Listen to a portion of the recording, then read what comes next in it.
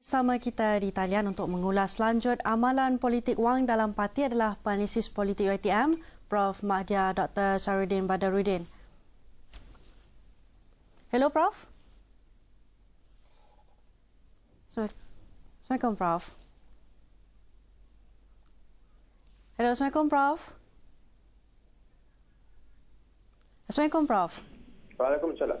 Baik, Prof. Jadi bagaimana Prof melihat amalan politik wang dalam parti yang disifatkan Transparency International sebagai ibu kepada rasuah di Malaysia? Ya, sebenarnya kalau kita lihat sejarahnya politik wang dalam parti ini memang agak serius ya. Kerana itulah kepimpinan parti sebagai contohnya cuba untuk mengubahkan suatu sistem yang berbeza dengan sistem yang lalu.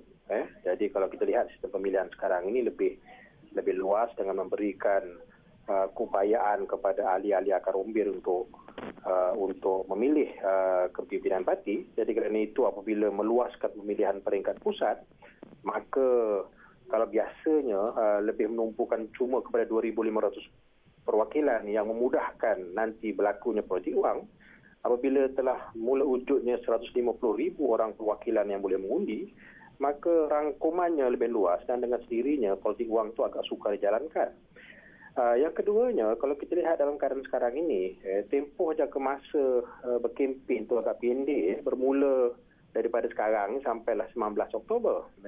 Jadi possibility kepada calon-calon untuk turun menjadi lebih sukar dan proses mungkin untuk mewujudkan apa yang dinamakan sebagai politik wang itu agak lebih sukar. Jadi dalam keadaan begini possibility politik wang itu mungkin agak sukar untuk berlaku.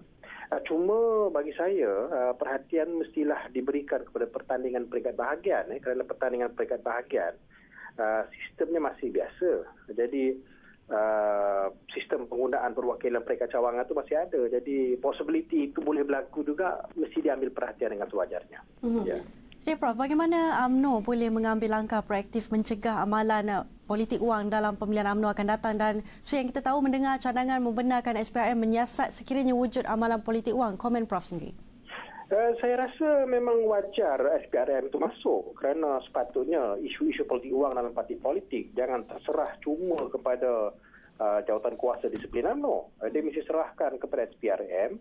Kalau sebagai contohnya ada beberapa kesalahan yang dilakukan, kalau seriuslah sebagai contohnya kepimpinan peringkat parti di peringkat pusat, maka SPRM itu harus dibenarkan masuk.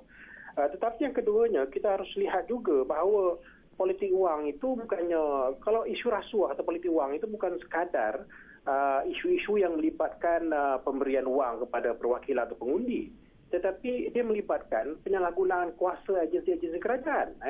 Kerana kalau kita lihat pimpinan peringkat kabinet di peringkat pusat ataupun agensi kerajaan kadang-kala menggunakan atau menyalahgunakan agensi kerajaan untuk turun berkempen di peringkat bawah. Jadi itu juga sepatutnya termasuk dalam job scope SPRM dan juga lembaga disiplin UMNO.